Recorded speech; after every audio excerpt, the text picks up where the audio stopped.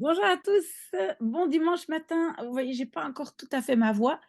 J'ai ma bonne tasse de café et attention, profitez-en parce qu'encore 3 semaines et après on arrête ce livre donc profitez-en et donc on est en train de lire le chapitre qui s'appelle Preek.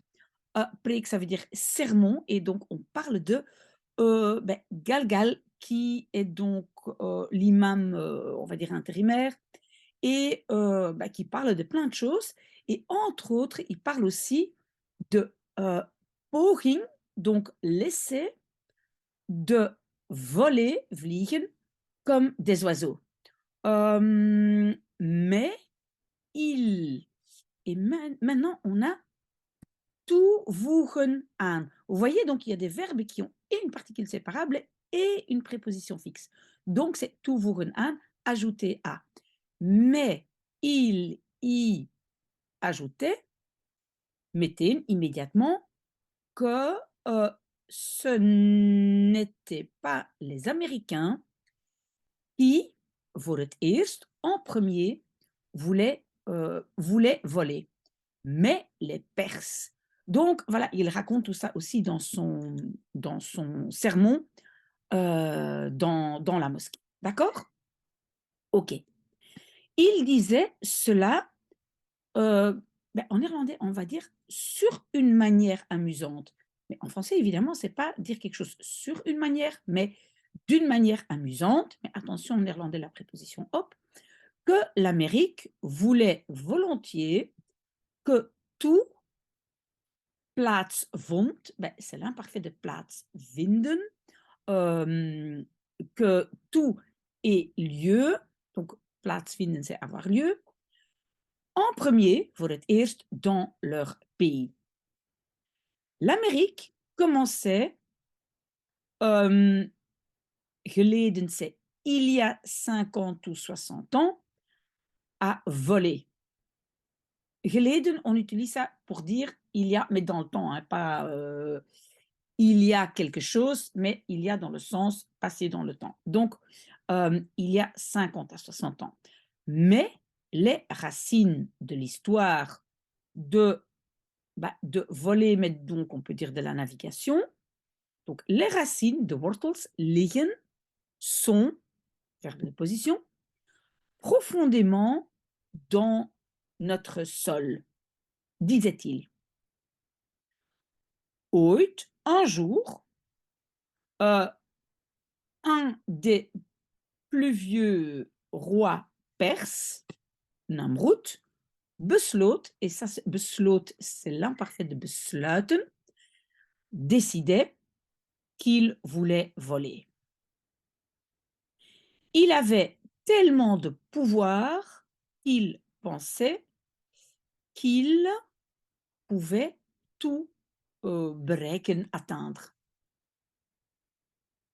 Qu'il pouvait et concurreren, ça veut dire rivaliser, même avec Dieu. Il décidait, de nouveau le verbe besluiten, il décidait te gaan, d'aller dans l'air.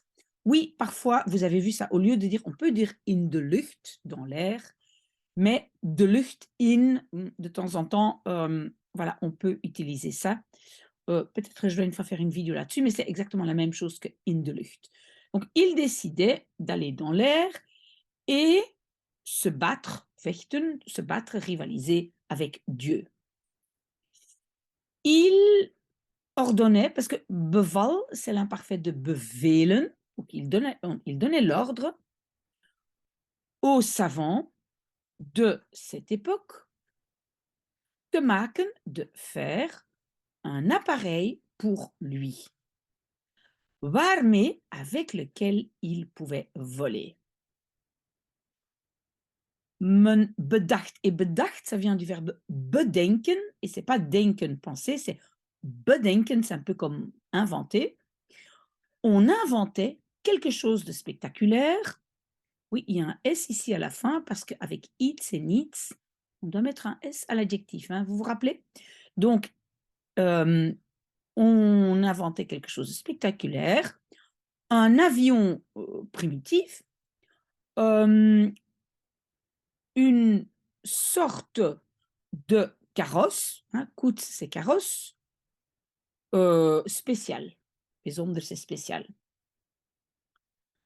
Er werden vastgebonden. Donc la structure de notre phrase, c'est er werden vastgebonden.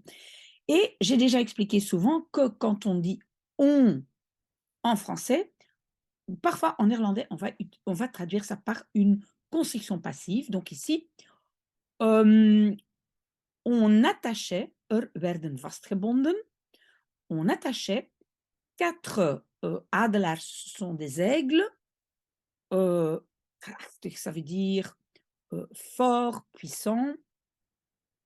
Donc on les attachait avec des longues et solides cordes aux 4 coins de la chaise, stoel, royale, spéciale et rieten, ça veut dire en osier.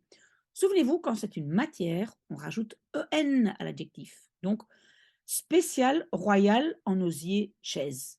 D'accord? Bon, évidemment, en français, on ne dit pas ça. Namroet prenait son épée et nam plaats prenait place dans la chaise.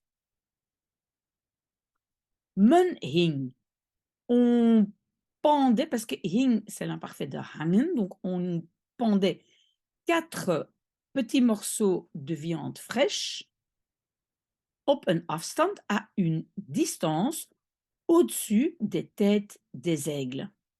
Les aigles, et le verbe maintenant, c'est sloegen uit.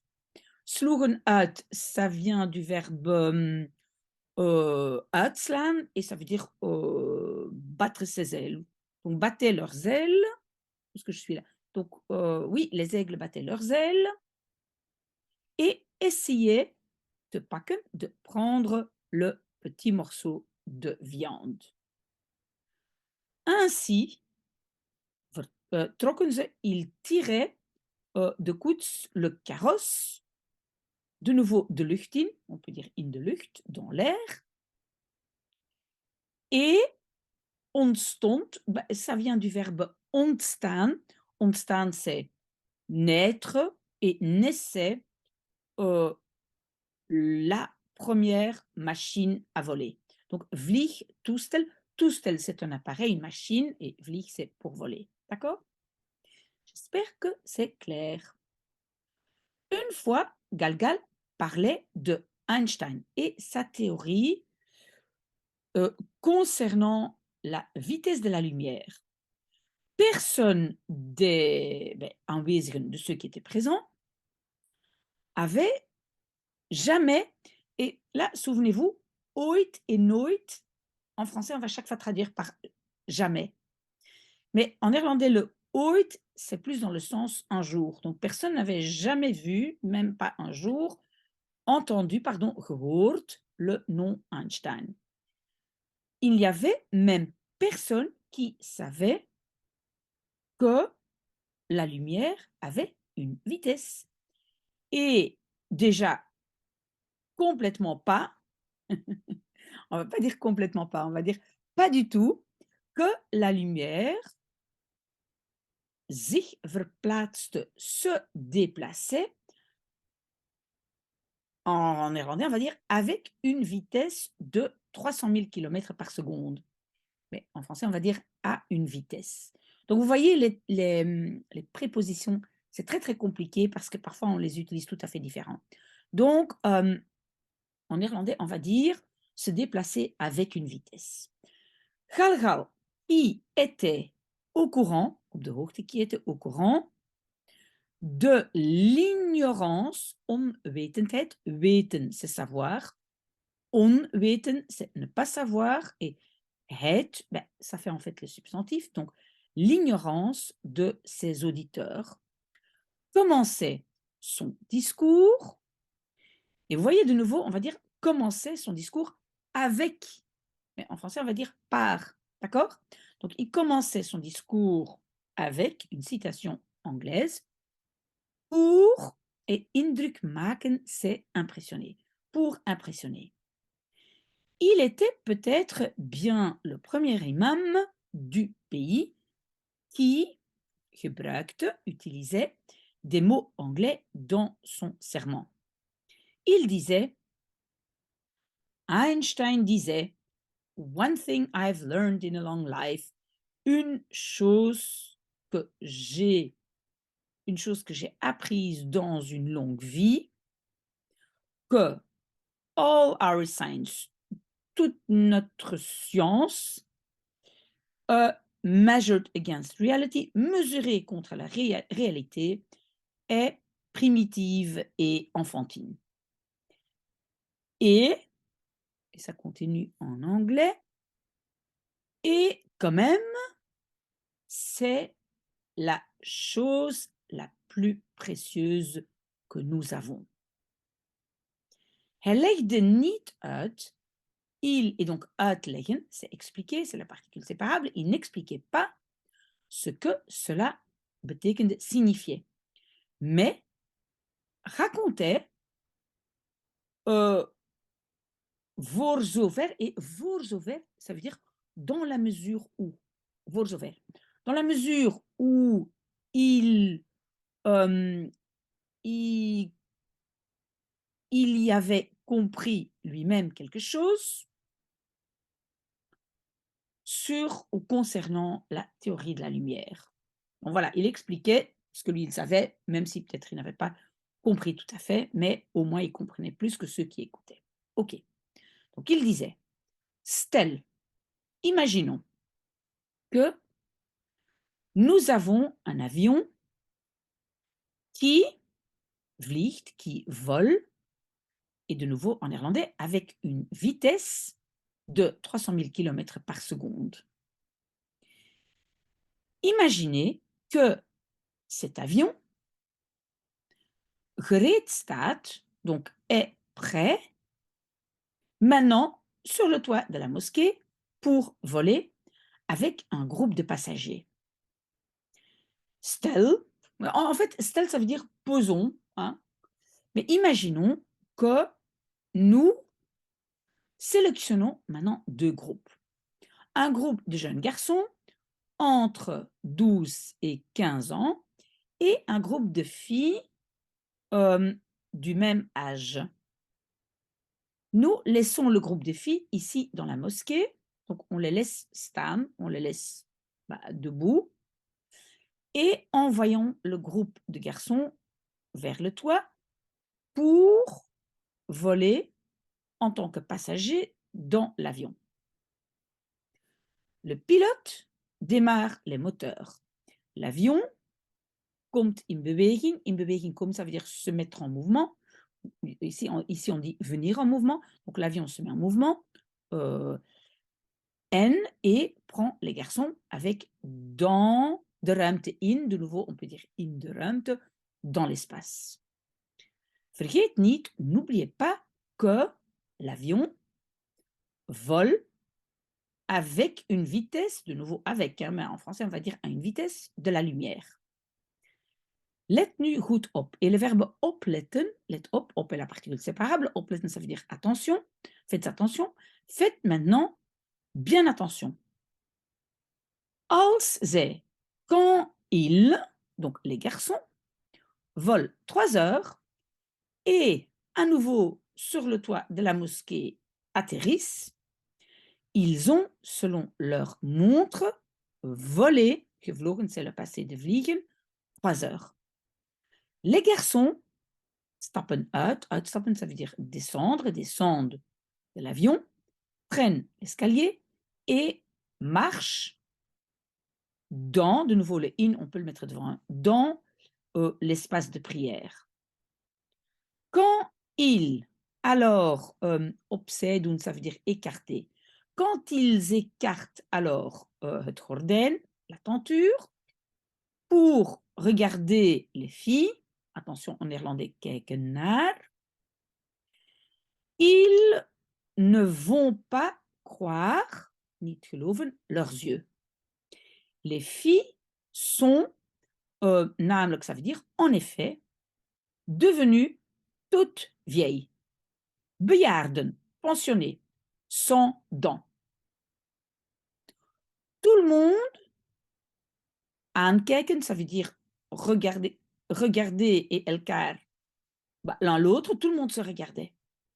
Il ne comprenait pas waar hij het over had. Oui, j'ai déjà parlé de ce